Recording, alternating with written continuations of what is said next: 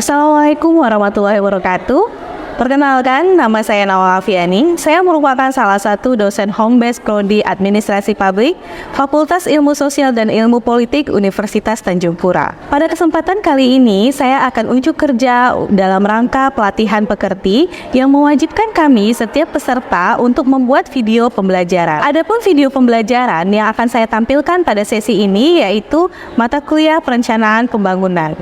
Adapun deskripsi mata kuliah perencanaan pembangunan, yaitu mata kuliah ini menjelaskan tentang sejarah perencanaan pembangunan, menganalisis proses perencanaan pembangunan, dan dokumen perencanaan pembangunan yang diterapkan di Indonesia. Pertama, ada pada sikap, yaitu menunjukkan sikap tanggung jawab atas pekerjaan di bidang keahlian secara mandiri. Capaian pembelajaran pada subpengetahuan, yaitu mengetahui konsep teoritis perencanaan pembangunan dan kearifan lokal. Yang ketiga, ada capaian pembelajaran keterampilan khusus. Di sini dibagi menjadi dua. Yang pertama yaitu mampu melakukan pemetaan masalah dan potensi masyarakat, kemudian menyusun perencanaan program berbasis kebutuhan atau kepentingan masyarakat. Yang kedua yaitu mampu menunjukkan kinerja mandiri, bermutu, dan terukur. Dan terakhir, CPL keterampilan umum yaitu mampu mengkaji implikasi, pengembangan atau implementasi ilmu pengetahuan dan teknologi yang memperhatikan dan menerapkan nilai humaniora sesuai dengan keahliannya berdasarkan kaidah, tata cara, dan etika ilmiah dalam rangka menghasilkan solusi gagasan desain ataupun kritik seni. Capaian pembelajaran mata kuliah atau CPMK pada mata kuliah perencanaan pembangunan yaitu mampu menjelaskan sejarah dan konsep perencanaan pembangunan, menganalisis teknik-teknik perencanaan pembangunan, sistem perencanaan pembangunan nasional dan daerah, serta mempraktekkan penyusunan dokumen perencanaan pembangunan nasional maupun di tingkat daerah. Adapun yang menjadi sub CPMK pada video pembelajaran ini adalah pada sub CPMK 7 yaitu mampu menjelaskan perencanaan pembangunan di Indonesia serta sasaran pokok sistem perencanaan pembangunan nasional dan perencanaan pembangunan berbasis sektoral. Assalamualaikum warahmatullahi wabarakatuh. Selamat siang. Sebelum kita memulai perkuliahan hari ini, sebaiknya kita berdoa dulu menurut agama dan kepercayaan masing-masing. Boleh dipimpin, Sony? Mulai perkuliahan, marilah kita berdoa menurut agama dan kepercayaannya masing-masing. Doa mulai.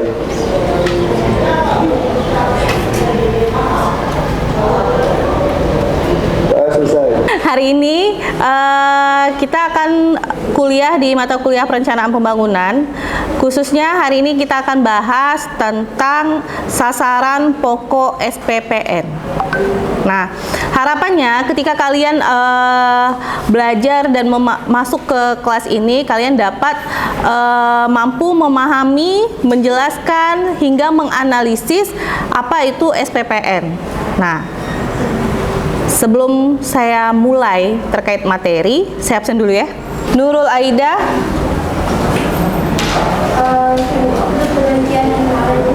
Oh, Agustina. Inka Mulyani. Tegar Prasetyo. Nggak ada. Nadi Rifki Aufa. Oke. Nah, hari ini kita akan bahas tentang SPPN. Apa itu SPPN?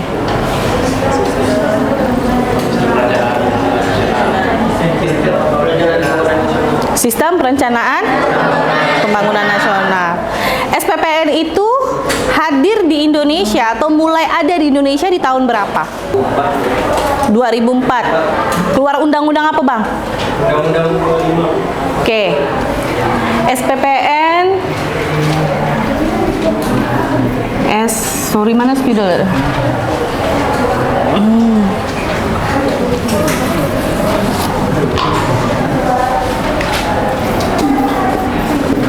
SPPN hadir berdasarkan Undang-Undang Nomor 25 Tahun 2004. Ini berisikan tentang semua sistem perencanaan pembangunan di Indonesia harus mengacu ke Undang-Undang Nomor 25 Tahun 2004. Nah, Ada perubahan sistem perencanaan pembangunan di Indonesia kala keluarnya undang-undang ini. Apa yang mencolok? Menghapuskan fungsi MPR dalam menyusun dan menetapkan Menghapuskan? menghapuskan fungsi MPR. Menghapuskan fungsi MPR. Oke, yang lain? Ada lagi Bang yang lebih mencolok di sistem pembangunan di sistem perencanaan pembangunan Indonesia sejak keluarnya Undang-Undang Nomor 25 Tahun 2004 ini.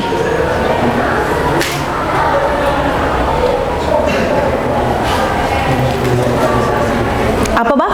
Desentralisasi. Yes, adanya desentralisasi. Itu salah satunya. Kenapa? Karena Indonesia dulu sistem perencanaan pembangunannya semuanya serba terpusat. Tapi sekarang sudah tidak. Sistem perencanaan pembangunan nasional di Indonesia itu dibagi berdasarkan jangka waktunya. Ada berapa?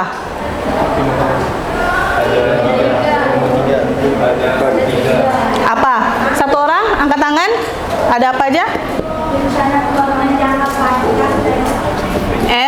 RPJP. Terus yang kedua? RPJM. Yang ketiga? RKP. Nah, ini berada di tingkat nasional atau berada di pusat.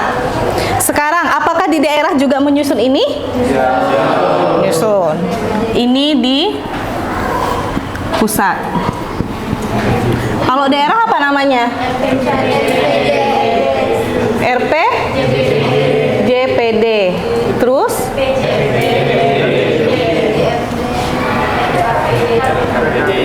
RKPD. Ini di daerah.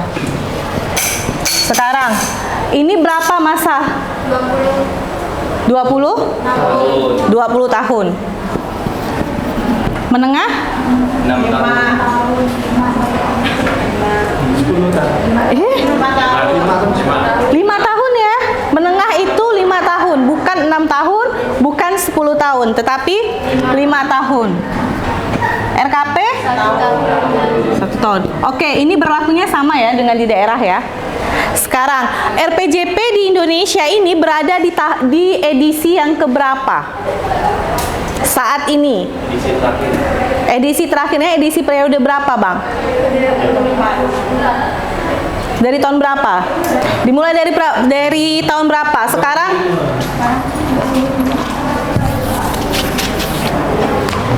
Kita bahas RPJP dulu ya. RPJP. Sekarang RPJP pertama di Indonesia itu periodenya kapan? 2005 sampai 2005 sampai 2025. Ini periode 1. Apakah sekarang udah ada periode 2? Masa?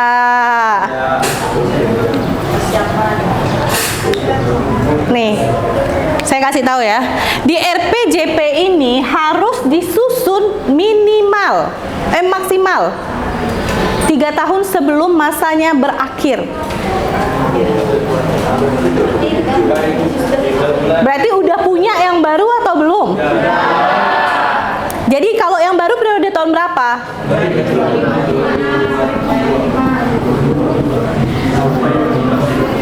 Oke. Paham sampai sini? Sekarang saya minta kalian menganalisis dokumen RPJP 1 dan RPJP 2. Makanya saya minta tolong kalian bawa laptop. Kapan Bu dikumpulkan? Sekarang. Kumpulkannya seperti apa? Kita diskusi. Jadi saya tidak membawakan kalian tugas bawa pulang ke rumah, tidak. Tetapi kita habiskan diskusi di kelas, cuman kalian cari dulu bahannya sekarang. Nah, saya akan membagi menjadi 2 kelompok besar. Yang pertama membahas yang periode 1, yang kedua membahas periode 2. Saya anggap ini periode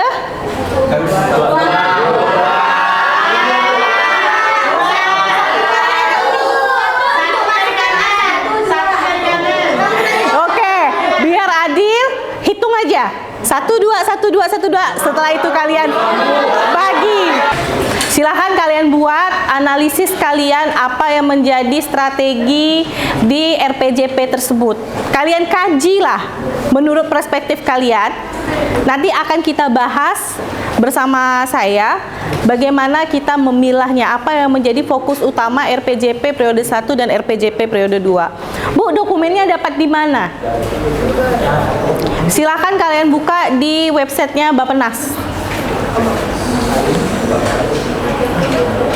Ada websitenya, kalian tinggal cari di Google, udah keluar dokumennya. Karena dokumen RPJP yang kedua itu udah ada. Mulai Oktober kemarin sudah publish. Makanya saya suruh kalian bawa laptop. Berkelompok, kan kursinya bisa digeser-geser kan? Jadi silakan kalian membentuk lingkaran kecil diskusi. Jangan semuanya diam atau hanya satu orang yang duduk yang kerja, saya nggak mau. Semuanya harus berkontribusi. Karena nanti kalian UASnya itu kita akan mengkaji dokumen. Jadi nanti dengan praktisi kalian akan belajar tentang RPJP, RPJM, RKP di tingkat pusat maupun daerah. Nah, nanti pada saat UTS-nya, UAS-nya karena kita lisan, jadi semuanya berbasis dokumen yang kalian susun. Jadi kalau misalnya kalian tidak aktif dalam menyusunan dokumen atau simulasi penyusunan tersebut, insya Allah kalian akan sulit untuk UAS-nya. Jadi makanya saya bilang sama-sama belajar, berkontribusilah ke kelompok masing-masing. Oke, silakan membentuk lingkaran. Ya, ada yang mau ditanyakan, Kak? Oh ya, belum dibagi ya. Ini 1, ini 2. Dah. Mengelompokkan diri kalian sesuai dengan kelompok masing-masing. Nanti buatin 1 PPT. Jadi satu orang udah siap dengan PPT-nya. Satu kelompok. Hari ini juga kita presentasi. Satu kelompok, 1 PPT. Presentasinya siap kan, Bu? Enggak, presentasinya langsung. Saya kasih kalian waktu sampai setengah 10.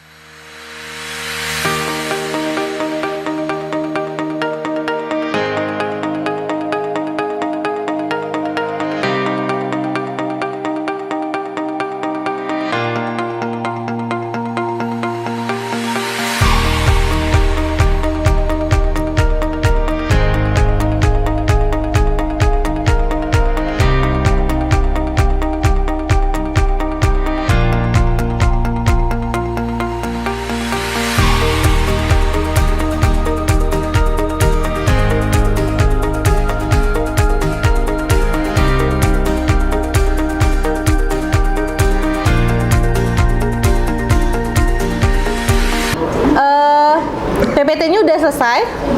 Sudah. Silahkan kalian salah satu maju. Kalau misalnya gantian, enggak apa-apa, tapi tetap ada satu orang yang standby. Karena dianggap sebagai operator.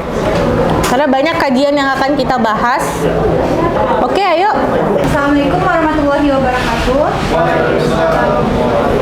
Selamat siang teman-teman semuanya. Perkenalkan kami perwakilan dari kelompok 1 akan menjelaskan hasil dari diskusi kami, yaitu arah perencanaan pembangunan jangka panjang nasional periode pertama, yaitu dari tahun 2005 sampai tahun 2025.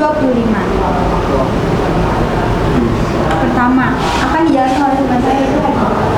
Nah, dalam arah pembangunan jangka panjang tahun 2005 sampai 2025, yang pertama yaitu mewujudkan masyarakat yang berakhlak mulia, bermoral, beretika, berbudaya, dan beradab. Nah, dengan cara yang pertama, pembangunan agama. Nah, pembangunan agama diarahkan untuk memantapkan fungsi dan peran agama sebagai landasan moral dan etika dalam pembangunan. Membina akhlak mulia, memupuk etos kerja,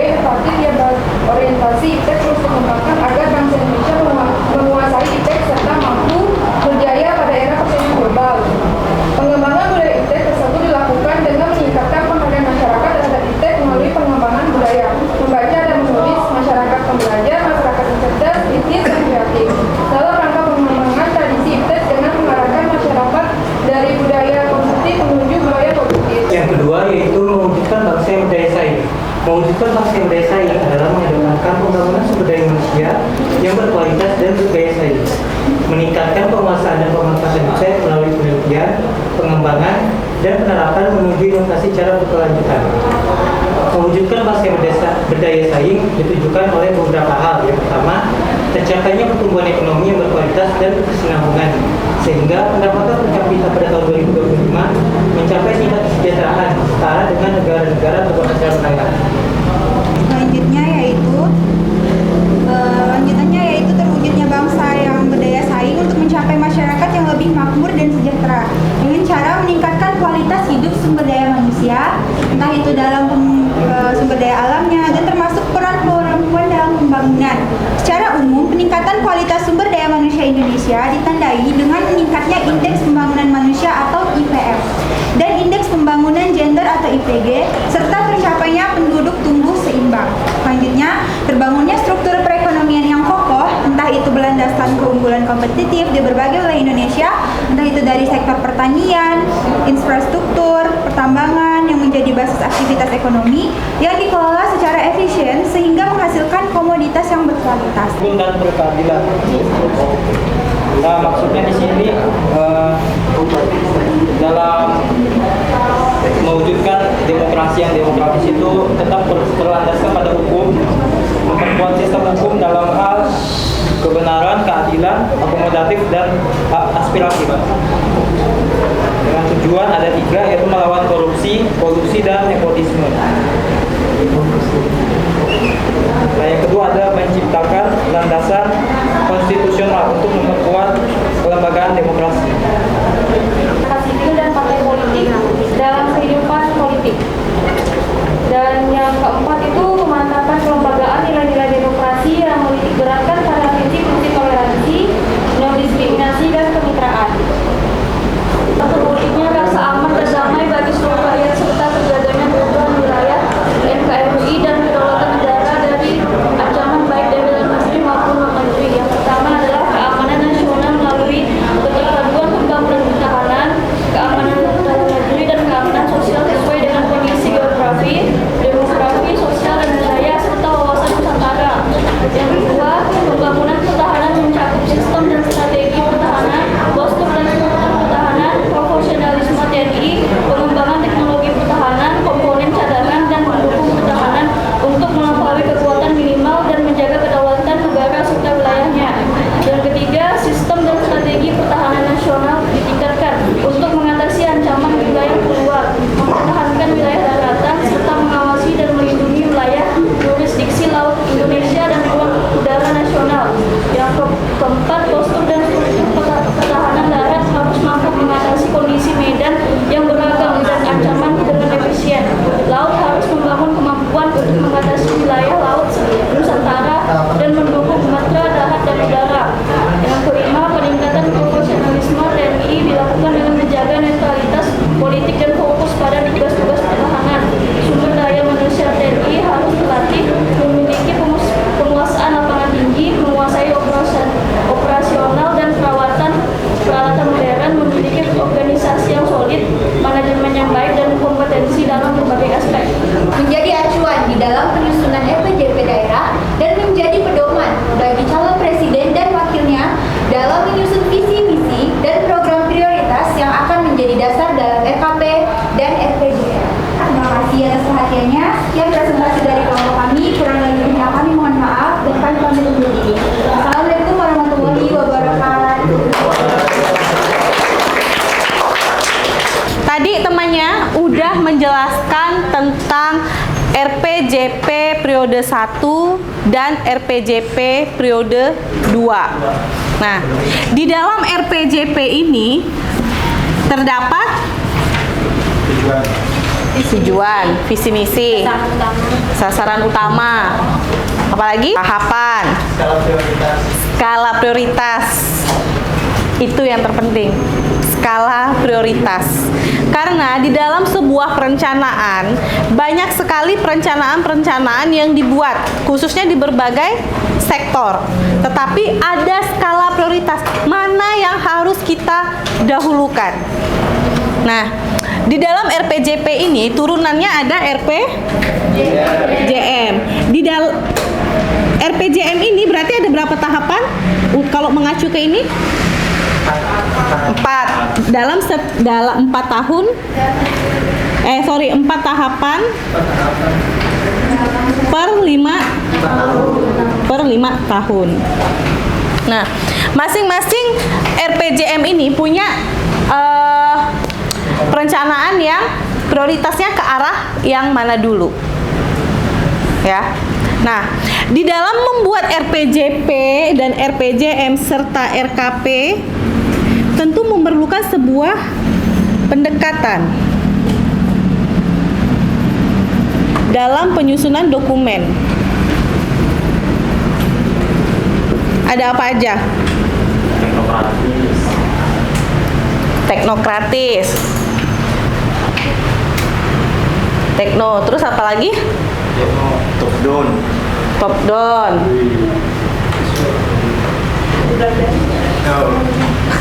Lagi ya? Ada teknokratik. Ada top down. Ada apa lagi? Bottom out. Bottom up. Ada apa lagi? Partisipatif. Partisipatif. Satu lagi? Politis. Politis? Iya? Pendekatan. Iya. Pendekatan politik benar? Ada lagi? Sudah. Sudah. Sekarang dari kelima ini ada yang mau mencoba menjelaskan maksudnya apa ya? Teknokratik ini apa ya?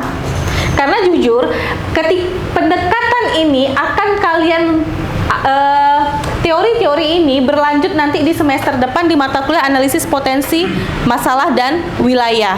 Jadi kalian harus paham nih pendekatan ini. Jadi tidak perlu kalian hafal, tapi kalian pahami apa yang dimaksud dengan teknokratik, apa yang dimaksud dengan top down, apa yang dimaksud dengan bottom up, partisipatif dan politik. Teknokratik. Oke, sulit nih.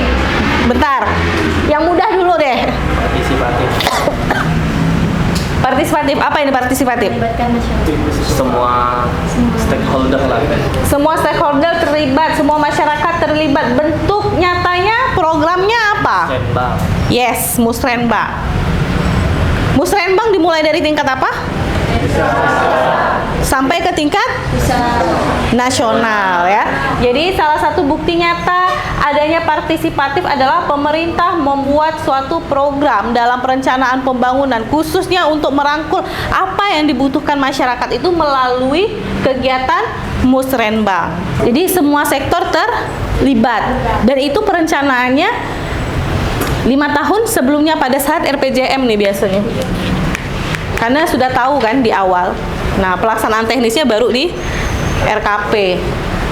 Karena semuanya bertahap, tidak bisa dibangun langsung brek tahun yang satu tahun berlangsung, 1 tahun sebelumnya baru dibangun, biasanya tidak bisa karena anggaran Indonesia itu terbatas. Ada yang mau ditanyakan? Oke. Lanjut ya. Nah, tadi ada RPJP periode 1. RPJP periode 2. Apa beda arah kebijakan ini? Yang nomor 1, periode 1. Satu orang? Saya minta 1 orang nih. Masing-masing kelompok tuliskan, bagi 2 aja. Poin terpenting 5 poin aja. Arah kebijakannya.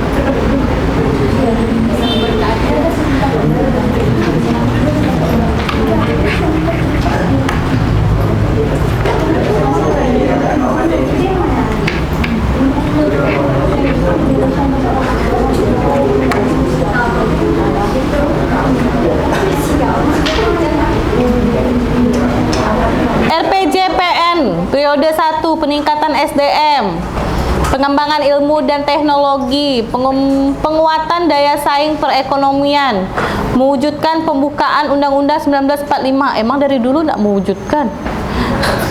Yang kelima, menuju masyarakat adil dan makmur dalam negara kesatuan Republik Indonesia berdasarkan Pancasila. Ada yang mau ditambahkan? Maju, mandiri, dan adil. Bangsa yang maju, mandiri, dan adil. Yang pembukaan undang-undang dasar itu di alinea keempat itu. Iya. Oke. Kalau kita lihat lagi RPJPN periode 2. Melanjutkan pembangunan yang dirancang dalam RPJPN 1. Emang ada yang belum terlaksana? Bukan melanjutkan Bu, sebenarnya kan salah satunya kan contohnya itu pembangunan IKN Bu, kan belum selesai Bu. Oke. Saya tutup pertemuan hari ini. Saya akhiri. Mohon maaf jika ada salah kata, salah ucap selama kita berada di kelas. Wabillahi taufiq wal hidayah. Wassalamualaikum warahmatullahi wabarakatuh. Sekian video pembelajaran dari saya Nawang Afiani, undur diri. Semoga video pembelajaran mata kuliah perencanaan pembangunan dapat berguna dan menjadi sumber referensi teman-teman. Sampai jumpa.